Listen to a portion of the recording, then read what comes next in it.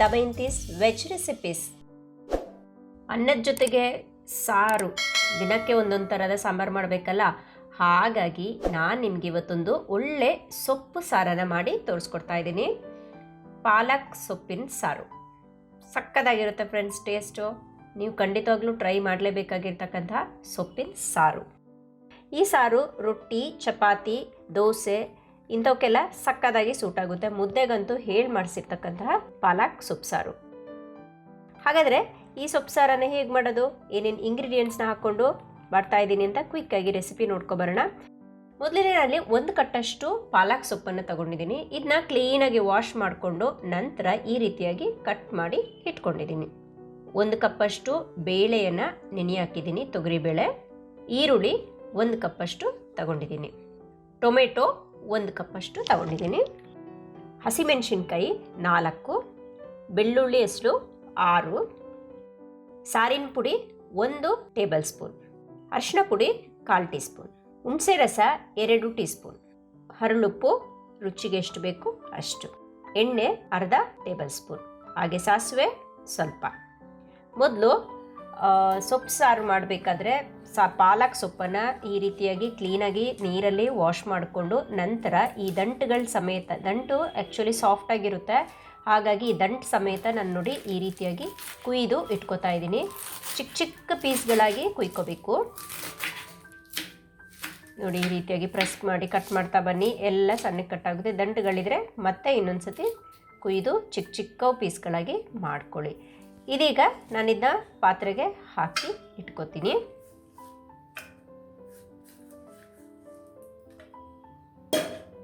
ಹಾಗೆಯೇ ಮಿಕ್ಕಿರುವ ಸೊಪ್ಪನ್ನು ಅದೇ ರೀತಿಯಾಗಿ ಜೋಡಿಸ್ಕೊಂಡು ಇದನ್ನೆಲ್ಲ ಕ್ಲೀನಾಗಿ ಜೋಡಿಸ್ಕೊಬಿಟ್ಟು ಈ ರೀತಿಯಾಗಿ ಕುಯ್ದು ಇಟ್ಕೋತಾ ಇದ್ದೀನಿ.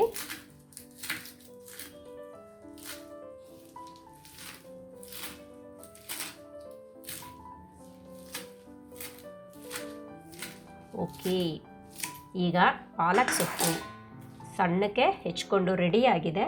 ಇದನ್ನೇ ಈಗ ನಾನು ಪಾತ್ರೆಯಲ್ಲಿ ಹಾಕಿ ಒಂದು ಸೈಡಲ್ಲಿ ಇಟ್ಬಿಡ್ತೀನಿ. ಸಾರು, ಈ ಸೊಪ್ಪು ಸಾರು ಮಾಡಬೇಕಾದ್ರೆ ಇದನ್ನ ಸೋಸ್ಕೊಂಡು ಕ್ಲೀನ್ ಮಾಡಿ ಕಟ್ ಮಾಡಿ ಇಟ್ಕೊಳ್ಳೋದೆ ಮೊದಲು ಮಾಡಿಕೊಂಡ್ರೆ ಸಾಂಬಾರು ಬೇಗನೆ ರೆಡಿ ಮಾಡ್ಕೋಬೋದು. ಇದೀಗ ರೆಡಿ ಆಗಿದೆ, ಸೈಡಲ್ಲಿ ಇಟ್ಕೊಳ್ಳೋಣ. ಈಗ ಕುಕ್ಕರ್ ಕಾಯಿಗೆ ಇಟ್ಟಿದೆ.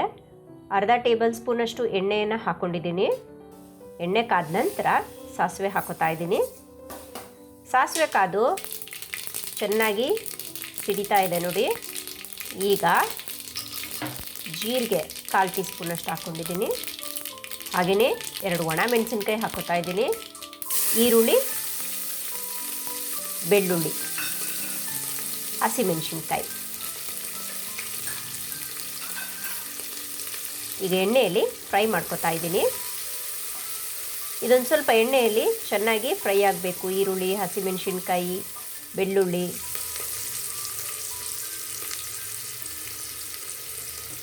ಟೊಮೆಟೊ ಹಣ್ಣು ಹಾಕ್ಕೊಂಡಿದ್ದೀನಿ, ಇದು ಅಷ್ಟೇ ಒಂದು ಸ್ವಲ್ಪ ಎಣ್ಣೆಯಲ್ಲಿ ಫ್ರೈ ಮಾಡ್ಕೊಳ್ಳಿ.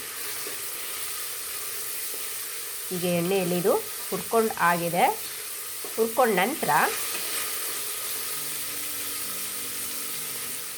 ಹರಳುಪ್ಪನ್ನು ಹಾಕೋತಾ ಇದ್ದೀನಿ. ಹಾಗೆಯೇ ಅರಿಶಿನ ಪುಡಿ. ನಂತರ ಚೆನ್ನಾಗಿ ಕಲಿಸ್ಕೊಬಿಡಿ. ಸ್ವಲ್ಪ ಎಣ್ಣೆಯಲ್ಲಿ ಇವೆಲ್ಲ ಚೆನ್ನಾಗಿ ಫ್ರೈ ಆಗೋಕ್ಕೆ ಬಿಡ್ತಾ ಇದ್ದೀನಿ. ಈಗ ಕಟ್ ಮಾಡ್ಕೊಂಡಿರ್ತಕ್ಕಂತಹ ಪಾಲಕ್ ಸೊಪ್ಪು ಹಾಕೋತಾ ಇದ್ದೀನಿ.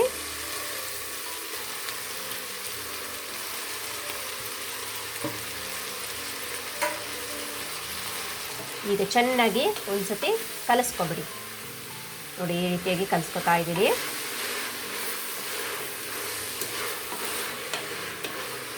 ಸ್ಟವನ್ನು ಹೈ ಫ್ಲೇಮಲ್ಲೇ ಇಟ್ಕೊಂಡು ಇದನ್ನ ಫ್ರೈ ಮಾಡ್ಕೊಳ್ಳಿ. ಸೊಪ್ಪು ಚೆನ್ನಾಗಿ ಫ್ರೈ ಆಗಬೇಕಲ್ವಾ, ಹಸಿ ವಾಸನೆ ಹೋಗಬೇಕು.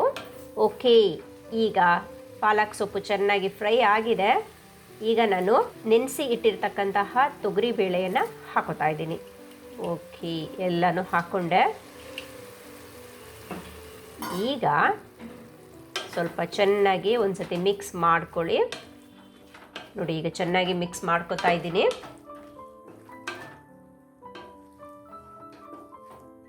ಮಿಕ್ಸ್ ಮಾಡ್ಕೊಂಡಾದ್ಮೇಲೆ ಸಾರಿನ ಪುಡಿಯನ್ನು ಹಾಕೋತಾ ಇದ್ದೀನಿ. ಇದನ್ನು ಕಲಿಸ್ಕೊಬಿಡಿ ಚೆನ್ನಾಗಿ.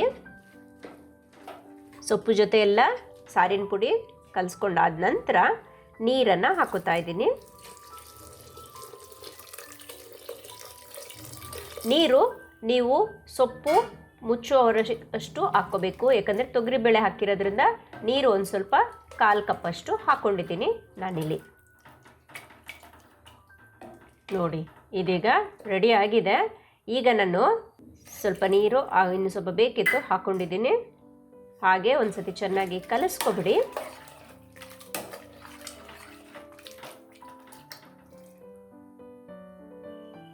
ಕಲಿಸ್ಕೊಂಡ ನಂತರ ಉಪ್ಪು ಏನಾದರೂ ಬೇಕಿದ್ದಲ್ಲಿ ಉಪ್ಪು ಸ್ವಲ್ಪ ಹಾಕ್ಕೊಳ್ಳಿ.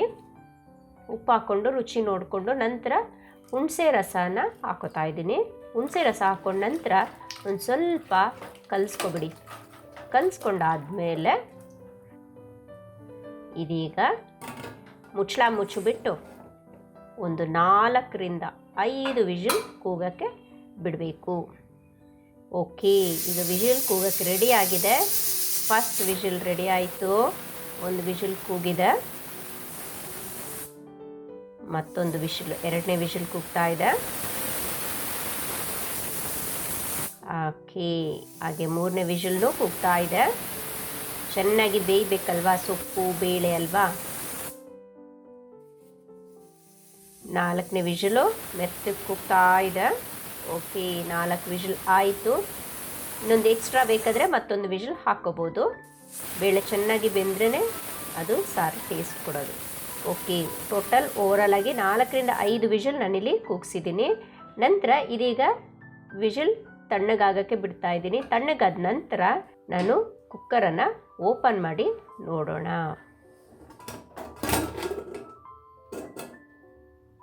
ವಾವ್, ಸಖತ್ತಾಗಿ ಸೊಪ್ಪೆಲ್ಲ ಚೆನ್ನಾಗಿ ಬೆಂದಿದೆ. ಒಂದು ಸತಿ ಈ ರೀತಿಯಾಗಿ ಕಲಿಸ್ಕೊಬಿಡಿ. ಒಂದು 2-3 ಸತಿ ಚೆನ್ನಾಗಿ ಕಲಿಸ್ತಾ ಇದ್ದರೆ ಸ್ಪೂನಲ್ಲಿ ಸೊಪ್ಪೆಲ್ಲ ಮ್ಯಾಶ್ ಆಗೋಗುತ್ತೆ. ಓಕೆ, ಇದೀಗ ಏನು ಮಾಡಬೇಕು, ಸ್ಟವನ್ನು ಮತ್ತೆ ಆನ್ ಮಾಡಿಕೊಂಡು ಸ್ವಲ್ಪ ಹೊತ್ತು ಕುದಿಯೋಕ್ಕೆ ಬಿಡಿ. ಒಂದು 5 ನಿಮಿಷ ಕುದ್ರೆ ಸಾಕು. ಈ ಟೈಮಲ್ಲಿ ನೀವು ಉಪ್ಪು, ಹುಳಿ, ಖಾರ ಏನಾದರೂ ಕಡಿಮೆ ಆಯಿತು ಅಂದರೆ ಹಾಕ್ಕೊಂಡು ಕುದಿಸ್ಕೋಬೋದು. ಖಾರ ಕಡಿಮೆ ಆಯಿತು ಅಂತಂದರೆ ನೀವು ಸ್ವಲ್ಪ ಸಾರಿನ ಪುಡಿ ಹಾಕ್ಕೋಬೋದು. ಇದೀಗ ನನಗೆಲ್ಲ ಪರ್ಫೆಕ್ಟ್ ಆಗಿದೆ, ಏನೂ ಬೇಕಾಗಿಲ್ಲ. ಓಕೆ, ಚೆನ್ನಾಗಿ ಕುದಿಬೇಕು. ಮಧ್ಯದಲ್ಲಿ ಆವಾಗವಾಗ ಸೌಟಲ್ಲಿ ನೀವು ಕಲಿಸ್ಕೊತಾ ಬರಬೇಕು, ಇಲ್ಲಾಂದರೆ ತಳ ಹಿಡ್ಕೊಡುತ್ತೆ. ಓಕೆ, ಆಲ್ಮೋಸ್ಟ್ ಪಾಲಕ್ ಸೊಪ್ಪಿನ ಸಾರು ರೆಡಿಯಾಗೋಗಿದೆ. ತುಂಬಾ ಈಸಿ. ನೀವು ಸೊಪ್ಪನ್ನು ತೊಳೆದು ಕ್ಲೀನ್ ಮಾಡಿ ಇಟ್ಕೊಬಿಟ್ರೆ, ಇರೋ ಇಂಗ್ರೀಡಿಯೆಂಟ್ಸ್ನೆಲ್ಲ ಒಂದು ಸತಿ ನೋಡ್ಕೊಂಡು ನೀವು ಕಟ್ ಮಾಡಿ ಇಟ್ಕೊಬಿಟ್ರೆ ಒಂದು 1/4 ಗಂಟೆಯಲ್ಲಿ ಈ ಸೊಪ್ಪು ಸಾರನ್ನ ರೆಡಿ ಮಾಡ್ಬೋದು. ಅರ್ಧ ಗಂಟೆ ಸಾಕು ನಿಮಗೆ ಸಾರು ಮಾಡೋದಕ್ಕೆ. ಓಕೆ ಫ್ರೆಂಡ್ಸ್, ಚೆನ್ನಾಗಿ ಕುದಿ ಬರ್ತಾ ಇದೆ. ನಾನೀಗ ಸ್ಟವ್ನ ಆಫ್ ಮಾಡ್ಕೊಬಿಟ್ಟಿದ್ದೀನಿ. ಆಫ್ ಮಾಡಿಕೊಂಡು ಒಂದು ಸತಿ ಚೆನ್ನಾಗಿ ಕಲಿಸ್ಕೊಬಿಟ್ಟು ನಾನು ಸರ್ವಿಂಗ್ ಬೌಲ್ಗೆ ಹಾಕೋತಾ ಇದ್ದೀನಿ. ಸಕ್ಕದಾಗಿರ್ತಕ್ಕಂತಹ ಸಿಂಪಲ್ಲಾಗಿ ಈಸಿಯಾಗಿ ಮಾಡ್ತಕ್ಕಂತಹ ಪಾಲಕ್ ಸೊಪ್ಪಿನ ಸಾರನ್ನು ನಾನು ನಿಮಗೆ ತೋರಿಸ್ಕೊಟ್ಟಿದ್ದೀನಿ. ನೀವು ನೋಡ್ಕೊಂಡ್ರಲ್ಲ ಹೇಗೆ ಮಾಡೋದು ಅಂತ. ಇವತ್ತೇ ನೀವು ಪಾಲಕ್ ಸೊಪ್ಪನ್ನು ತಗೊಂಡು ಬಂದು ಮನೆಯಲ್ಲಿ ಮಾಡಿ ಹೇಗಿತ್ತು ಟೇಸ್ಟ್ ಅಂತ ನನಗೆ ಕಮೆಂಟ್ ಮೂಲಕ ತಿಳಿಸಿ. ಹಾಗೆಯೇ ಈ ರೆಸಿಪಿ ನಿಮಗೆ ಇಷ್ಟ ಆಗಿದರೆ ಒಂದು ಲೈಕ್ ಕೊಡಿ ಮತ್ತು ಎಲ್ಲರಿಗೂ ಶೇರ್ ಮಾಡಿ. ಈ ಸೊಪ್ಪು ಸಾರು ಅನ್ನದ ಜೊತೆಗೆ ಸಖತ್ತಾಗಿ ಟೇಸ್ಟ್ ಕೊಡುತ್ತೆ. ಹಾಗೆ ಒಂದು ಸ್ವಲ್ಪ ತುಪ್ಪ ಹಾಕ್ಕೊಂಡು ತಿಂತಾಯಿದ್ರೆ ಒಳ್ಳೆ ಟೇಸ್ಟ್. ಮತ್ತಷ್ಟು ಸೊಪ್ಪು ಸಾರನ್ನು ಹಾಕ್ಕೊಂಡು ತಿನ್ನಬೇಕು ಅಂತ ಅನಿಸುತ್ತೆ. ಹಾಗೆಯೇ ಅನ್ನದ ಜೊತೆಗೆ ಮಾತ್ರ ಅಲ್ಲ, ಮುದ್ದೆಗೂ ಒಳ್ಳೆ ಕಾಂಬಿನೇಷನ್. ಹಾಗೆ ರೊಟ್ಟಿ, ಅಕ್ಕಿ ರೊಟ್ಟಿ ನಾನು ವೀಡಿಯೋಗಳು ಮಾಡಿದ್ದೀನಿ, ನೀವು ಲಿಂಕ್ ನೋಡಿಕೊಂಡು ಚೆಕ್ ಮಾಡ್ಕೊಳ್ಳಿ. ಹಾಗೆ ಚಪಾತಿ ಮತ್ತು ಪೂರಿ, ದೋಸೆ ಇಂಥವಕ್ಕೆಲ್ಲ ಪರ್ಫೆಕ್ಟ್ ಆಗಿರ್ತಕ್ಕಂಥ ಕಾಂಬಿನೇಷನ್. ನೀವೆಲ್ಲ ಟ್ರೈ ಮಾಡಲೇಬೇಕು. ನನ್ನ ಈ ರೆಸಿಪಿ ನಿಮಗೆ ಇಷ್ಟ ಆಗಿದ್ದರೆ ಲೈಕ್ ಕೊಡಿ. ಡಿಫ್ರೆಂಟ್ ಆಗಿರ್ತಕ್ಕಂಥ ರೆಸಿಪೀಸ್ ನಿಮಗೆ ಬೇಕಿದ್ದಲ್ಲಿ ದಮಯಂತೀಸ್ ವೆಜ್ ರೆಸಿಪೀಸ್ ಚಾನಲ್ನ ಸಬ್ಸ್ಕ್ರೈಬ್ ಮಾಡಿ. ಮತ್ತೊಂದು ಹೊಸ ವಿಡಿಯೋದೊಂದಿಗೆ ಮತ್ತೆ ಸಿಗ್ತೀನಿ. ವಿಡಿಯೋ ನೋಡಿದ್ದಕ್ಕೆ ಧನ್ಯವಾದ.